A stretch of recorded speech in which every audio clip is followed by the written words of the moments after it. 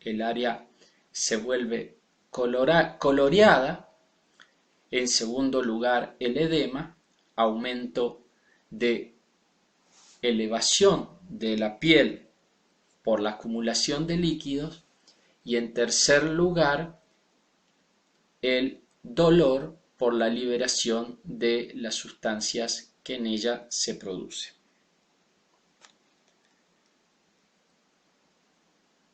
La dilatación arteriolar y el aumento de la permeabilidad capilar, remarcando este concepto, producen tres de los síntomas característicos ya analizados: calor, rubor, eritema y tumefacción, edema.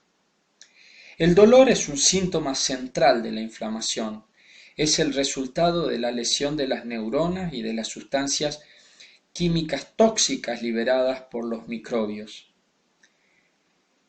Además, el incremento de la permeabilidad capilar deja escapar factores de la coagulación hacia los tejidos, lo cual finalmente desembocará en la migración de los fagocitos dentro de las primeras horas y luego del inicio del proceso inflamatorio.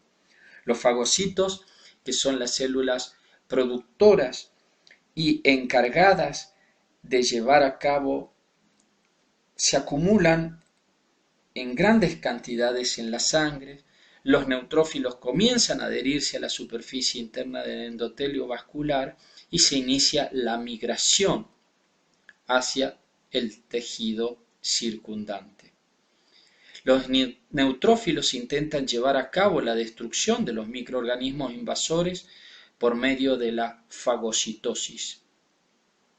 La médula ósea roja produce y libera células adicionales, asegurando un aflujo constante de neutrófilos al área lesionada. Este incremento en el número de glóbulos blancos se conoce, como ya ustedes saben, como leucocitosis. ¿Cuál es el resultado final del proceso inflamatorio? Los macrófagos pueden también morir. En pocos días se forma un conjunto de fagocitos muertos y tejido dañado. Esta colección de células muertas y líquido se denomina pus. La formación de pus se observa en la mayoría de los procesos inflamatorios y habitualmente continúa hasta que la infección remite. En ocasiones, el pus alcanza la superficie corporal o drena en algunas cavidades internas y se disemina. Otras veces persiste aún después de la finalización del proceso infeccioso. En estos casos, la secreción purulenta se elimina en forma gradual, reabsorbiéndose en el transcurso de los días y sobreviniendo el proceso de reparación tisular. La capacidad del organismo de defenderse de agentes invasores específicos, como las bacterias, las toxinas, los virus y los tejidos extraños, se puede denominar resistencia específica o inmunidad. Las sustancias que se reconocen como extrañas, capaces de iniciar una respuesta inmunitaria, se denominan antígenos. Los antígenos presentan dos grandes características sustantivas: la inmunogenicidad y la reactividad, entre otras. La inmunogenicidad es la capacidad de producir una respuesta inmunitaria estimulando la producción de anticuerpos específicos, la proliferación de células T específicas o ambas. El término antígeno deriva de su función como generador de anticuerpos. La reactividad es la capacidad que tienen los antígenos de reaccionar específicamente con los anticuerpos o células que estos estimularon. Estrictamente hablando, se definen a los antígenos como aquellas sustancias que presentan reactividad. Las sustancias que presentan tanto inmunogenicidad como reactividad son consideradas antígenos completos. Sin embargo, el término antígeno se suele aplicar a sustancias inmunógenas y reactivas, y este será el criterio de utilización del término. Asimismo, nosotros debemos decir que tienen otras características, como por ejemplo la alergenicidad. Un anticuerpo, también llamado inmunoglobulina o gamma globulina, es una proteína compleja que es capaz de combinarse específicamente con un antígeno que estimuló en su producción.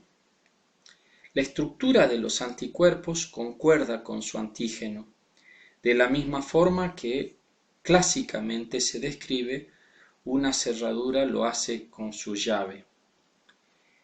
En teoría, las células plasmáticas son capaces de secretar tantos anticuerpos diferentes como receptores de células B diferentes haya, debido a que la misma recombinación de segmentos génicos codifica tantos anticuerpos que finalmente secretan las células plasmáticas.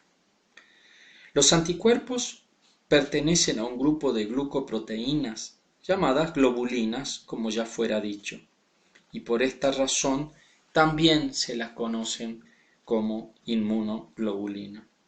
La mayoría de los anticuerpos contienen 4 cadenas polipeptídicas.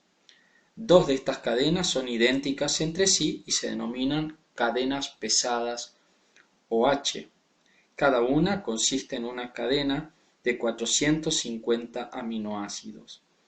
Cada cadena polipeptídica presenta ramificaciones constituidas por pequeñas cadenas de hidratos de carbono. Las otras 2 cadenas polipeptídicas, también idénticas entre sí, se denominan cadenas livianas OL y están formadas por unos 220 aminoácidos cada uno.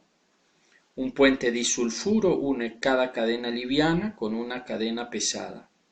A su vez, 2 puentes disulfuro mantienen unida la porción central de ambas cadenas pesadas.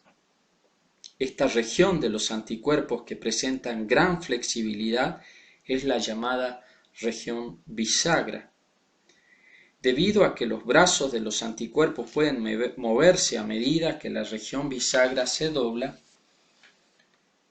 se puede formar en forma o presentar en forma de T o Y. Dentro de las cadenas H y L se diferencian 2 regiones. Los extremos de las cadenas H y L, denominados regiones variables o V, constituyen los sitios de reconocimiento antigénico. La región variable, la cual es diferente para cada clase de anticuerpo, es la porción de anticuerpos que se encarga de reconocer y unir específicamente a un tipo en particular de antígeno. El resto de las cadenas H y L, llamadas regiones constantes o parte invariable, es prácticamente la misma para todos los anticuerpos de la misma clase, y es la responsable de la reacción antígeno-anticuerpo que se lleva a cabo. Sin embargo, la región constante de la cadena H difiere de una clase de anticuerpo a otro y es su estructura la que sirve como base para la distinción de 5 clases de anticuerpos diferentes, los cuales se designan en IgG, IgA, IgM, IgD e IgE. Cada clase de anticuerpo presenta una estructura química distintiva y un papel biológico específico. Debido a que aparecen primero y presentan una vida media relativamente corta, los anticuerpos de tipo IgM son indicadores de infección reciente. Pero luego estos anticuerpos de aparición reciente serán suplantados por la resistencia de otros anticuerpos que son las inmunoglobulinas G.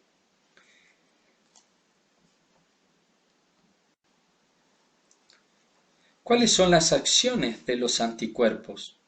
Las 5 clases de anticuerpos difieren en cuanto a sus funciones.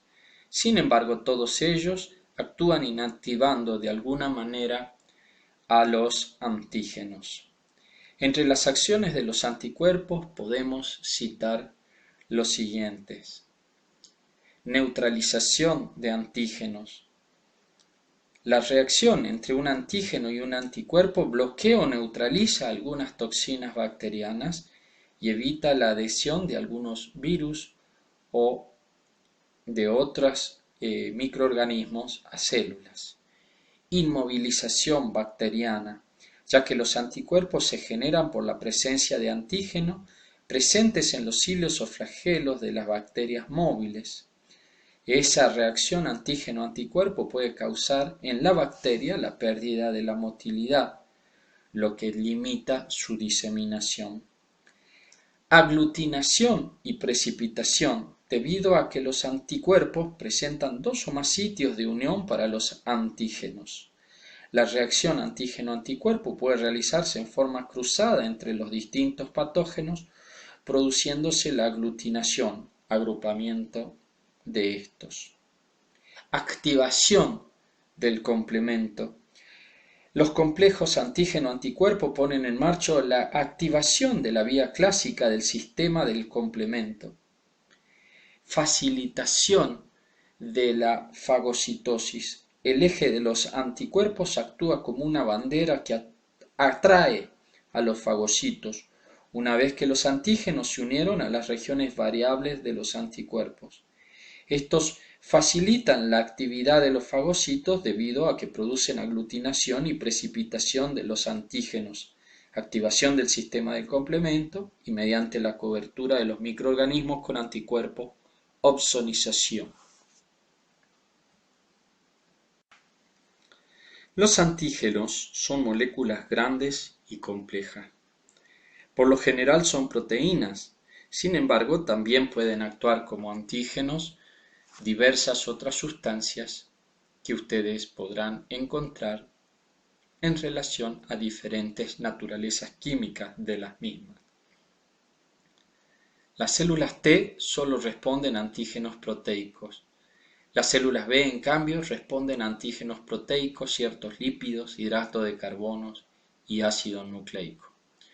Los antígenos completos tienen por lo general elevado peso molecular y además, en general, son sustancias que pueden actuar de una manera muy característica generando una respuesta. Una sustancia de menor peso que presenta reactividad pero carece de inmunogenicidad se denomina apteno. Un apteno puede estimular la respuesta inmunitaria solo si se presenta unido a una molécula transportadora de mayor tamaño. Un ejemplo es la pequeña toxina lipídica de una hiedra, la cual inicia una respuesta inmunitaria una vez que se une a alguna proteína del organismo. De igual manera, algunos fármacos como la penicilina puede combinarse con una proteína del cuerpo para formar complejos inmunes que desencadenan una respuesta. Esa respuesta inmune que se pone en marcha ante la presencia de un apteno es responsable de fundamentalmente la interacción o la formación de un complejo antígeno-anticuerpo. Los antígenos son sustancias extrañas por lo general, no son partículas que formen parte de los tejidos corporales. Sin embargo, algunas veces el sistema inmunitario falla en la distinción entre amigo propio y enemigo ajeno, y el resultado es un trastorno autoinmune en el cual las moléculas propias o las células que reconoce como extrañas y por lo tanto son destruidas como tales. La unión entre un antígeno y anticuerpo, como ya fue analizado, es sumamente específica y además es reversible. La permanencia de la unión